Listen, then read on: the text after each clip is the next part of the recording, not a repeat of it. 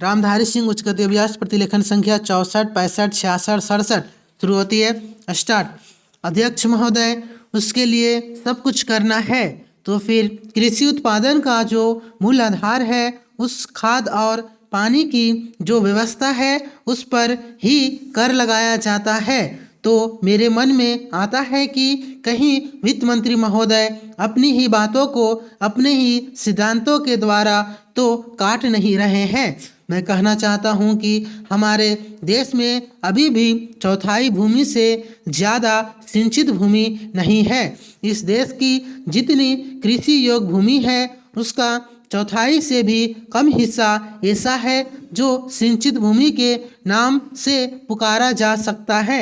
मेरी राय में अब समय आ गया है जबकि पिछले 2-3 वर्षों की नीति पर फिर विचार किया जाए और एक मात्रा में घाटे के बजट का सहारा लेकर ही सही आर्थिक तथा सामाजिक विकास योजनाओं की गति को बहुत बढ़ा दिया जाए। इस मामले में मैं समझती हूँ कि तुरंत कार्यवाही होनी चाहिए ताकि आज जनसाधारण में जो असंतोष उभर रहा है वह हानिकर दिशाओं में न चलने पाए। आज के राजनीतिक वातावरण की दृष्टि से भी मैं कहना चाहता हूं कि विकास की गति को बढ़ाने की आवश्यकता सर्वोपरि है।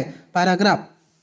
जहां तक कि नए बजट के अंतर्गत कर नीति का संबंध है, अच्छा होता यदि मिट्टी के तेल जैसी वस्तुओं पर अतिरिक्त कर न लगाया जाता। मेरी राय में इस प्रकार के करों से बचना ही उचित है, परंतु वस्तु स्थिति कुछ ऐसी लगती है कि प्रायः गरीबों पर करों का भार लादे बिना सरकार की गाड़ी आगे बढ़ ही नहीं सकती। एक नया कर जिसे पहली बार वित्त मंत्री ने लगाने की ठानी है वह कृषि संबंधी कर है। अब से पहले कुछ राज्यों में कृषि संबंधी आयकर लगाया गया था, परंतु उसके प्रशासन तथा वसूली आदि में इतनी कठिनाइयां आई कि राज्य सरकारों को अपनी नीति बदलनी पड़ी। बात यह है कि जहां करोड़ों अनपढ़ तथा गांवों में बसने वाले किसानों पर हिसाब किताब रखने और रिपोर्ट भेजने की जिम्मेदारी लादी जाती है, वहां ऐसा कोई कर सफल नहीं हो सकता। उल्टे उसके कारण लाखों लोग कई प्रकार से सताए जाते हैं और फिर वे लोग सरकार से नाराज हो जाते हैं। इसलिए पहले देखना यह पड़ेगा कि यह कर कितने कृषकों पर लागू होने वाला है और उससे कितना रुपया कर के रूप में वसूल होगा। अध्यक्ष महोदय, सूचना मंत्रालय एक ऐसा मंत्रालय है जिसके कामों के संबंध में यह कहा जा सकता है कि बहुत कम आलोचना की गुंजाइश है। इसके कामों में सामान्य रूप से यह देखा गया है कि सभी स्थानों पर प्रगति हुई है। जहाँ जहाँ कुछ कमजोरियां हैं उनको सुधारा जा सकता है। इसीलिए सबसे पहले मैं आकाशवाणी के संबंध में कुछ कहना चाहता हूँ। यह बात सच है कि आकाशवाणी ने परिस्थितियों के अनुकूल अपने को परिवर्तित किया है। जब हमारे देश पर संकट आया तो इस विभाग ने डटकर उसका सामना किया और परिस्थितियों के अनुसार अपने प्रसारणों को बढ़ाया। लेकिन मुझे दुख के साथ कहना पड़ता है कि इसकी भाषा नीति में अभी तक कोई परिवर्तन नहीं आ पाया है। पैराग्राफ। इस मंत्रालय का एक महत्वपूर्ण विभाग पत्र सूचना कार्यालय है जिसके द्वारा सभी सरकारी सूचनाएं अखबारों के द्वारा जनता तक पहुंचती है। अभी तक हमारे इस मंत्रालय का यह दृष्टिकोण रहा है कि इस देश की भाषा अंग्रेजी है और सब काम अंग्रेजी भाषा के माध्यम से होना चाहिए। यही कारण है कि इस विभाग से जो सूचनाएं प्रसारित होती है उनमें से अधिकांश अंग्रेजी में ही प्रसारित होती है, जिसके कारण देश भर में हमारी सरकार की बातें जनता तक नहीं पहुंच पाती। मैं अपनी इस बात की पुष्टि के लिए इसी मंत्रालय द्वारा प्रकाशित पुस्तिका में दिए गए आंकड़ों को प्रस्तुत करना चाहता हूं। आप इन आंकड़ों को देखें तो आपको ज्ञात होगा कि अधिक प्रकाशन अंग्रेजी में हुए हैं। हिंदी या अन्य क्षेत्रीय भाषाओं के प्रकाशनों की संख्या बहुत कम है, जबकि इस देश में अंग्रेजी जानने वालों की संख्या 2% से अधिक नहीं है। अन्य भाषाओं के जानने वालों की संख्या इस देश में 84 करोड़ है। इस दृष्टि से आवश्यकता इस बात की है कि हम अपना सारा काम अपनी भाषाओं के माध्यम से करें। अभी कई माननीय सदस्यों ने अपने विचार व्यक्त करते हुए कहा कि 1965 से हमारे देश की मुख्य भाषा हिंदी हो गई है और अंग्रेजी केवल सहभाषा के रूप में है, लेकिन फिर भी अधिकांश काम आज भी अंग्रेजी में ही होता है। मैं चाहता हूं कि आप ऐसे कदम उठाएं कि देश भर में हिंदी के माध्यम के द्वारा यह कार्य सुचारू रूप से चलने लगे। जो आंकड़े हमें दिए गए हैं उनमें बताया गया है कि पत्र सूचना कार्यालय के हिंदी विभाग में अपर्याप्त कर्मचारी है। अध्यक्ष महोदय, मैं मंत्री महोदय को बतलाना चाहता हूं कि कुछ वर्ष पूर्व इस विभाग में अपर्याप्त कर्मचारी थे। इस दृष्टि से इस विभाग में हिंदी के काम में कोई प्रगति नहीं हुई। अध्यक्ष महोदय, आपके लोकसभा सचिवालय में हिंदी के काम में काफ़ी प्रगति हुई है।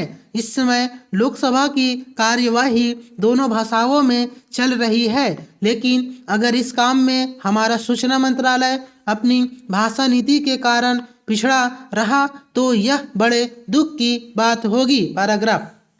खाद्य तथा कृषि मंत्रालय की मांगों पर बोलते हुए मुझे याद आता है कि इसे जितना भी महत्व आज तक दिया गया है और जितना महत्व आज दिया जा रहा है वह बहुत कम है।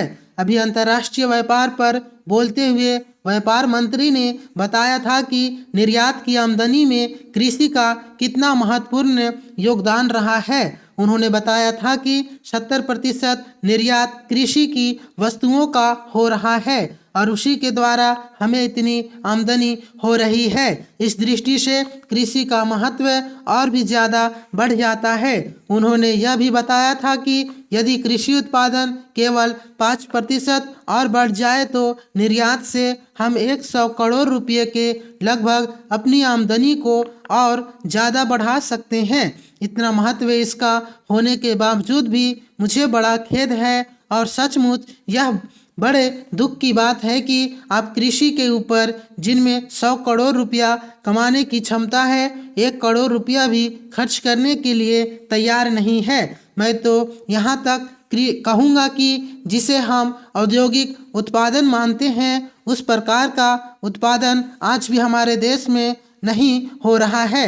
वास्तव में उत्पादन केवल कृषि से हो सकता है, क्योंकि कृषि वस्तुओं से ही आपके दूसरे औद्योगिक संस्थान चलते हैं। यदि रुई देश में पैदा न हो तो कपड़ा कैसे बन सकता है? यदि मूंगफली देश में पैदा न हो तो वनस्पति घी देश में पैदा नहीं हो सकता। इसीलिए हमारा सारा उत्पादन कृषि वस्तुओं पर ही निर्भर है। इसी तरह से खनिज पदार्थों की स्थिति है।